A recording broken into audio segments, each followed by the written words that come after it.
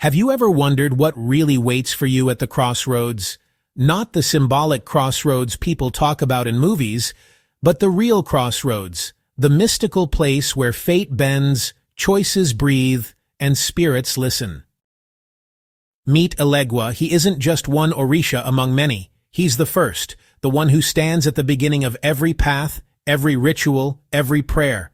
In fact, in Yoruba tradition, nothing, absolutely nothing, moves forward unless Eleggua allows it. But here's the strange part. Eleggua is both the youngest and the oldest of the Orishas, a child and an ancient force, a trickster and a guardian of cosmic law, a laughing boy and a stern judge. According to Yoruba creation stories, when Olodumare, the High Creator, sent the Orishas into the world to shape existence, he gave each one a specific task. But to Eleggua, he gave something far more powerful: the keys to destiny. Every road, every path, every beginning, every ending. Eleggua was given access to the ace, the spiritual force that makes things happen. That's why he's known as Opener of the Ways, Owner of the Crossroads, and Keeper of Doors. But Eleggua wasn't like the other Orishas. He didn't appear as a mighty warrior or a fearsome hunter or a wise sage. He came into the world as a small child, a child who wandered freely between realms, a child who could be anywhere and see everything, a child whose laughter could either bless a village or ruin it. And in those early days of creation, Eleggua's curiosity became legendary. One of the earliest stories about him shows how powerful and mischievous he really is. The tale goes that the Orishas each kept small bags of ace energies that governed different parts of existence. There was the ace of fertility, the ace of harvest, the ace of war, the ace of communication, all neatly organized. But Eleggua, being a child, wanted to know what they all tasted like. Yes, tasted. So one night, he snuck into the sacred storage rooms of the Orishas, opened every bag, and ate all of it, every ounce of spiritual power. When the Orishas woke up, everything in the world had gone out of balance. Plants grew backward, people forgot how to speak, animals walked in circles. Chaos spread like wildfire. The Orishas demanded Eleggua return what he stole, but the powers had already fused inside him. He simply smiled and said, "I guess you'll need me now." And that's how Eleggua became the indispensable Orisha. Not out of force, but out of cleverness. A cosmic trickster, playing by the rules he secretly rewrote. Eleggua is often compared to Hermes, Ishu, or even Loki. But he is uniquely Yoruba.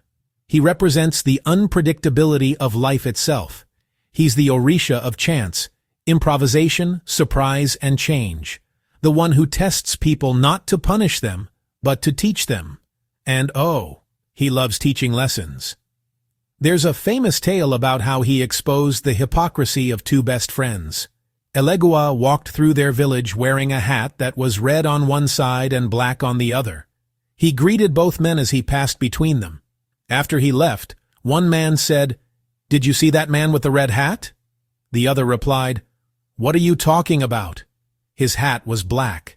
The argument grew into a fight, then a full-blown feud, until they nearly destroyed their friendship. That's when Eleggua returned, laughing, and showed them the two-colored hat. His message was simple: truth depends on where you stand. Eleggua loves exposing arrogance. He loves showing how quickly humans assume they're right, and he loves pushing people to grow. But don't mistake this mischief for cruelty. Eleggua isn't evil. He's balance.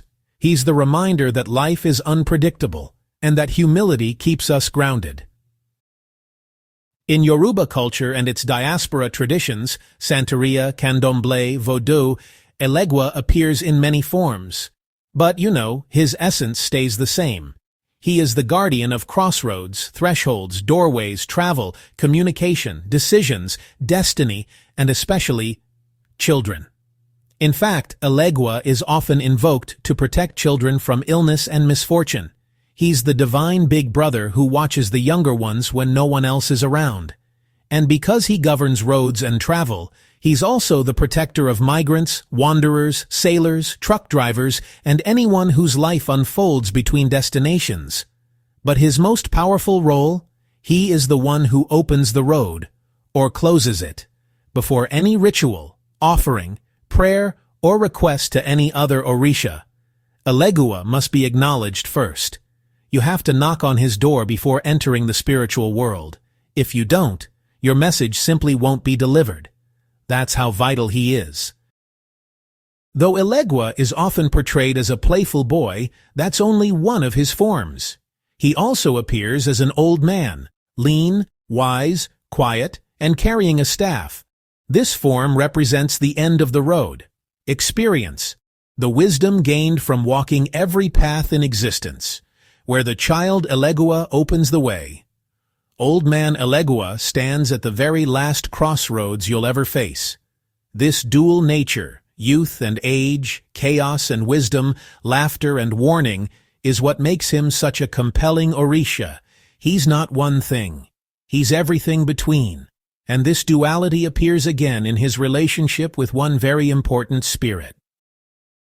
Here's where the mythology gets really interesting. In Yoruba tradition, Eleggua and Eshu are deeply connected. Some lineages see them as two aspects of the same being. Others treat them as related but separate entities. Some consider Eshu the wilder, more chaotic force, while Eleggua is the more approachable, community-oriented guardian. But across all traditions, one thing stays consistent. Eleggua is the messenger of the Orishas. He carries prayers, he carries warnings, he carries lessons, and he does it with a kind of cosmic humor that makes the universe feel more alive. In diaspora traditions, Cuba, Brazil, Puerto Rico, Haiti, his worship evolved, but his essence remained the same. A road-opening force who can bless or block, teach or test, protect or play tricks. There is a story told among Yoruba elders about how a group of villagers once prayed to the Orishas for prosperity. They offered food, wine, music, and praise. But none of their prayers were being answered. Days passed, then weeks. Nothing changed. Frustration grew. Finally, an elder asked, "Did anyone feed Eleggua?" Silence. They had forgotten him. When they placed a simple offering at the crossroads, candy, rum, toys, and a small mound of food, something shifted.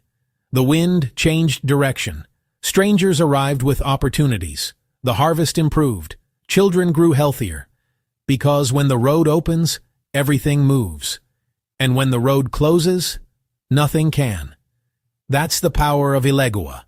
Not brute force, not fear, but the subtle, invisible influence of pathways, timing, and destiny.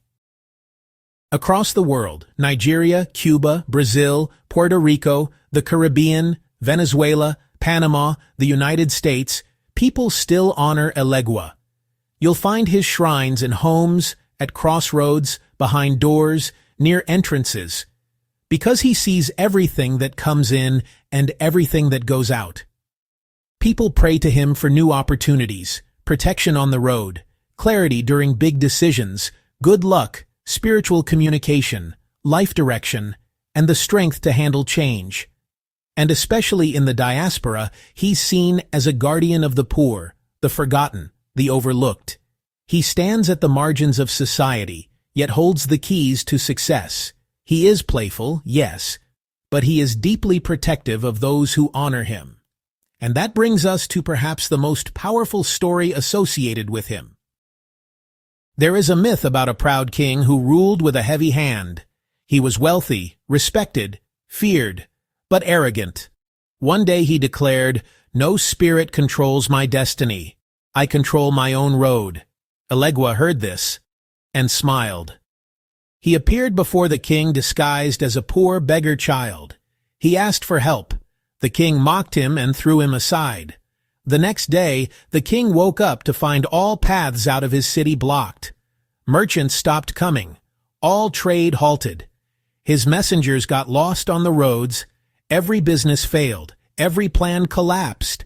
Not by war, not by curse, but simply because the roads, his destiny, had quietly shut down. Terrified, the king sought the Orishas, and they all told him the same thing. You ignored the one who opens the way. Finally understanding, the king sought Eleggua and asked, "What do you want from me?" Eleggua answered, "Just respect, just humility, just acknowledgement that no one walks alone."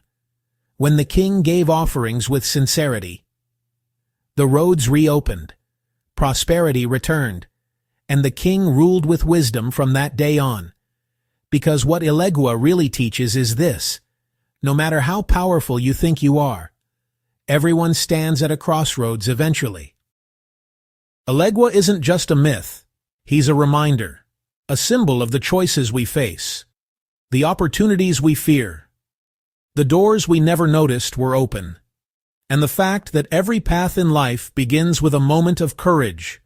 Every time you stand at a crossroads, literal or symbolic, you stand where Eleggua stands, at the place where everything can change, if you're brave enough to step forward. Before we go, what mythological figure, legendary creature, or ancient story would you like to learn about next? Drop it in the comments. I'd love to hear your ideas. If you enjoyed this journey into the world of the Orishas, don't forget to like, comment, and subscribe. It helps the channel grow and lets us keep exploring the myths that shaped humanity.